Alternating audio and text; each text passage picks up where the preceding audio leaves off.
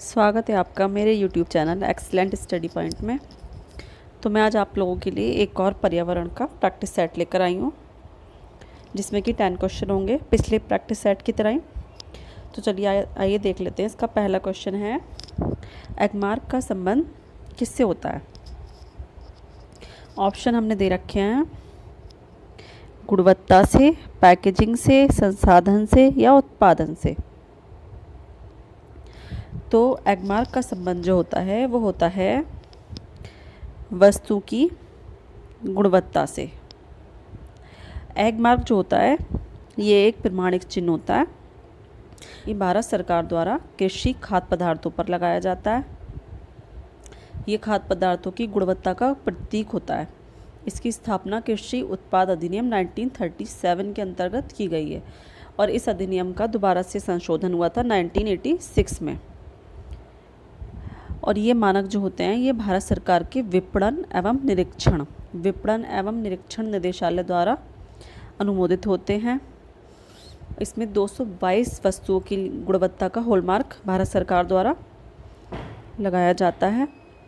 अब मैं इस एगमार्क का एक डायग्राम आपको यहाँ दे दूँगी, जिससे कि आपको आइडिया हो जाएगा। इस पर भारत सरकार का लोगो बना हुआ होता है, भारत सरकार लिखा हुआ होता है। तो मैं आपके लिए एक इमेज लगा दूंगी, जिससे कि आपको आइडिया हो जाएगा।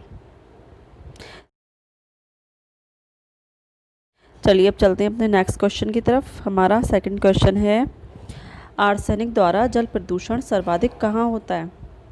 नंबर 1 उत्तर प्रदेश में, ऑप्शन नंबर 2 मध्य प्रदेश में, ऑप्शन नंबर 3 बिहार में, ऑप्शन नंबर 4 पश्चिम बंगाल में। तो कहाँ होता है सबसे ज़्यादा आर्सेनिक द्वारा जो जल का प्रदूषण होता है,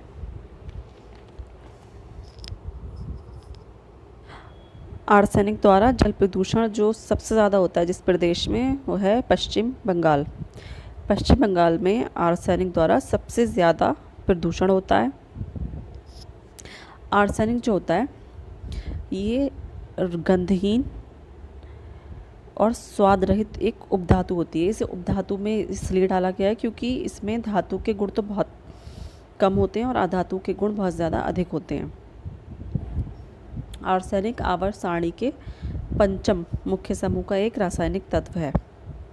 इसकी परमाणु संख्या होती है 33 और इसका सूत्र होता है AS ब्रैकेट में OH3। क्या होता है? ASOH3 इसका रासायनिक सूत्र होता है। आर्सेनिक ये पृथ्वी की सतह के नीचे पाया जाता है। जल में आर्सेनिक बढ़ जाने से बहुत सारी बीमारी हो जाती हैं, जैसे कि त्वचा का फटना, कैरोटोइस, त्वचा का कैंसर, फेफड़ों एवं मूत्राशय से संबंधित कैंसर। इससे कई तरह के तो कैंसर हो जाते हैं। और भारत में गंगा और ब्रह्मपुत्र नदी का जो कछारीय क्षेत्र है ये वहाँ पे बहुत अधिक पाया जाता है। आर्सेनिक से सबसे अधिक जल प्रदूषण पश्चिम बंगाल में इसी कारण है, तथा इसके अलावा फिर ये बिहार और उत्तर प्रदेश और फिर उसके बाद झारखंड में होता है। नंबर 1 आर्सेनिक से जल प्रदूषण जो होता है हमारे पश्चिम बंगाल में ही होता है, क्योंकि गंगा ब्रह्मपुत्र नदी की वजह से। और उसके बाद ये होता है बिहार में, उत्तर प्रदेश में और सबसे लास्ट में झारखंड में। चलिए अपने नेक्स्ट क्वेश्चन की ओर चलते हैं। हमारा नेक्स्ट क्वेश्चन है, वन्यजीव सुरक्षा अधिनियम पारित किया गया था 1960 में, 1962 में, 1972 में, 1975 में। तो वन्यजीव सुरक्षा अधिनियम जो था ये 1972 में पारित किया गया था। और ये जंगली जानवरों पर ही नहीं, पेड़ पौधे मतलब पक्षियों पर भी इन सबको संरक्षण प्रदान इस अधिनियम के द्वारा किया जाता है। और ये अधिनियम संपूर्ण भारत में लागू होता है, सिर्फ जम्मू कश्मीर को छोड़कर। जम्मू कश्मीर का अपना अलग वन्यजीव अधिनियम है। भारत सरकार द्वारा वन्य जीवों के अवैध शिकार को रोकने के लिए, पेड़ पौधों को कटने से रोकने के लिए ये अधिनियम बनाया गया था। चलो नेक्स्ट क्वेश्चन की तरफ चलते हैं। हमारा नेक्स्ट क्वेश्चन है, दूध से दही बनने की प्रक्रिया को क्या कहते हैं। तो तो नॉर्मल सी बात है, सभी को पता होता है ज़्यादातर। इसको कहते हैं किण्वन। क्या कहते हैं? किण्वन कहते हैं। दूध से दही बनने की प्रक्रिया को हम किण्वन कहते हैं। किण्वन एक जैव रासायनिक क्रिया होती है। इसमें जटिल कार्बनिक यौगिक सूक्ष्म जीवों की सहायता से सरल कार्बनिक यौगिकों में विघटित हो जाते हैं। दूध से दही बनना एक रासायनिक अभिक्रिया है और ये होती है लैक्टोबैसिलस जीवाणु के कारण, जो दूध से दही बनाता है। हमारा अगला क्वेश्चन है, किस देश के संविधान से मौलिक कर्तव्यों को लिया गया है? भारत का जो संविधान है उसमें जो मौलिक कर्तव्य हैं हमारे, वो किस देश के संविधान से लिए गए हैं? ऑप्शन में हमारे Germany, United kingdom, USA, USSR. तो किससे लिया गया है? सोवियत संघ से। किससे? सोवियत संघ, यूएसएसआर से, यानी कि रूस से। रूस से मौलिक कर्तव्यों को लिया गया है। और मौलिक कर्तव्य जब संविधान बना था उस टाइम पे नहीं थे। ये 1976 में 42वां जो संविधान संशोधन हुआ था उसके द्वारा हमारे संविधान में जोड़े गए हैं, जो कि भाग 4 में और अनुच्छेद 51 का में है। ये इनकी संख्या पहले तो 10 थी, फिर बाद में 2002 में 86वां संविधान संशोधन हुआ, जिसमें एक और मौलिक कर्तव्य जोड़ दिया गया था, जो कि था 6 से 14 वर्ष की आयु के बच्चों को शिक्षा का अवसर उपलब्ध कराना। ये सरदार स्वर्ण सिंह समिति की सिफारिश के बाद संविधान में जोड़ा गया था और इसे लघु संविधान भी कहा जाता है। और एक और इम्पॉर्टेंट चीज़ है कि इसी संविधान संशोधन के द्वारा हमारे संविधान में समाजवादी, धर्मनिरपेक्ष एवं अखंडता जैसे शब्द जोड़े गए थे। तो ये बहुत इम्पॉर्टेंट है हमारे कॉन्स्टिट्यूशन में। जो हमारे कर्तव्य हैं मौलिक, ये बहुत इम्पॉर्टेंट है, इसलिए लघु संविधान की संज्ञा दी गई है इनको। और ये जो शब्द तीनों जोड़े गए हैं ये भी याद रखने के लिए ही है। इसके द्वारा समाजवादी, धर्मनिरपेक्ष और अखंडता शब्द जोड़े गए हैं। और इसको कहाँ से लिया गया था? रूस के संविधान से, 42वें संविधान संशोधन के द्वारा 1976 में। ये इम्पॉर्टेंट क्वेश्चन है बहुत। चलिए अब अगला क्वेश्चन देख लेते हैं। हमारा नेक्स्ट क्वेश्चन है, ध्रुव तारा कहा जाता है? उत्तरी तारे को, दक्षिणी तारे को, पूर्वी तारे को, पश्चिमी तारे को? तो सभी को ज़्यादातर पता होता है, ये होता है उत्तरी तारा। इसको पोल स्टार, नॉर्थ स्टार कहा जाता है। ये रात में हमेशा उत्तर दिशा की ओर दिखाई देता है। ये अपने नेक्स्ट क्वेश्चन की तरफ आगे बढ़ते हैं हम। हमारा नेक्स्ट क्वेश्चन है, भारत में प्रोजेक्ट टाइगर कब प्रारंभ किया गया था? 1972 में, 1973 में, 1981 में या 1985 में? किस में शुरू किया गया था? भारत में प्रोजेक्ट टाइगर जो था वो 1973 में शुरू किया गया था। बाघों की घटती हुई संख्या को देखते हुए इनके संरक्षण के लिए भारत सरकार ने 9 अप्रैल 1973 को प्रोजेक्ट टाइगर की शुरुआत की थी।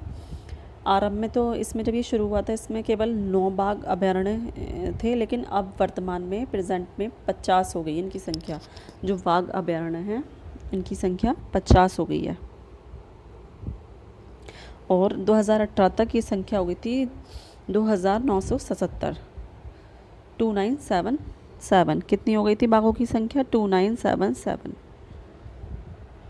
ये बाघों को सुरक्षा प्रदान करने के लिए भारत सरकार द्वारा एक बनाया हुआ अधिनियम है। इसको आप डीप में जाकर भी पढ़ सकते हैं, ये भी इम्पॉर्टेंट है काफ़ी।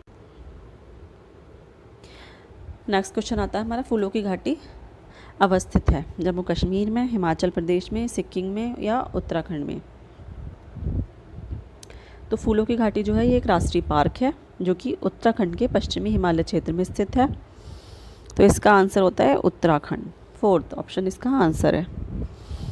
यूनेस्को ने इसे विश्व धरोहर में भी शामिल कर लिया है।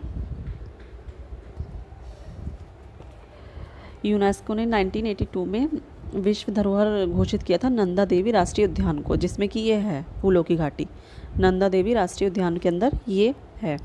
तो यूनेस्को ने इसे 1982 में विश्व धरोहर में सम्मिलित कर लिया था। और इस घाटी का पता एक पर्वतारोही थे ब्रिटिश फ्रैंक एस स्मिथ और RL होल्ड सवर्थ ने लगाया था। यहाँ पे 500 से अधिक फूलों की प्रजातियाँ पाई जाती हैं। तो फूलों की घाटी कहाँ पर है? उत्तराखंड में। इसके साथ साथ एक क्वेश्चन आता है शांत घाटी। शांत घाटी कहाँ पर है? शांत घाटी है केरल में। तो याद रखना आप, फूलों की घाटी उत्तराखंड में और शांत घाटी केरल में। हमारा नेक्स्ट क्वेश्चन है, एक वयस्क मानव में कुल अस्थियों की संख्या कितनी होती है? जो वयस्क मनुष्य हो जाता है उसमें अस्थियों की कुल संख्या होती है 206। लेकिन शुरुआत में नहीं होती है इतनी। शुरुआत में जन्म के समय बच्चों के शरीर में 270 हड्डियाँ होती हैं। जब बच्चा पैदा होता है उस टाइम पे 270 होती हैं, लेकिन वयस्क होते होते कुछ हड्डियाँ आपस में जुड़ जाती हैं जिससे इनकी संख्या कम होती रहती है। फिर लास्ट में स्थायी रूप से कितनी बचती हैं? 206। ग्रीन पीस इंटरनेशनल का मुख्यालय अवस्थित है। ये हमारा लास्ट क्वेश्चन है। तो न्यूयॉर्क में, सिडनी में, एम्स्टर्डम में या नागासाकी में? तो इसका आंसर है एम्स्टर्डम। ग्रीन पीस इंटरनेशनल पर्यावरण चेतना या जागरूकता से संबंधित एक संस्था है, मतलब एक विश्वव्यापी आंदोलन है ये, और ये गैर सरकारी एक संगठन है। इसकी स्थापना 1971 में हुई थी। कितने में हुई थी? 1971 में। और इसका मुख्यालय नीदरलैंड के एम्स्टर्डम में है। इसकी स्थापना जो 1971 में की थी वो की थी इरविंग स्टोव डोरोथी। कनाडा के वैंकूवर में इन्होंने इसकी स्थापना की थी। तो बस आज का हमारा वीडियो यहीं तक था। आपसे मिलते हैं नेक्स्ट वीडियो में। अगर आपको वीडियो अच्छा लगा हो तो लाइक करें, चैनल को सब्सक्राइब करें। Thanks for watching.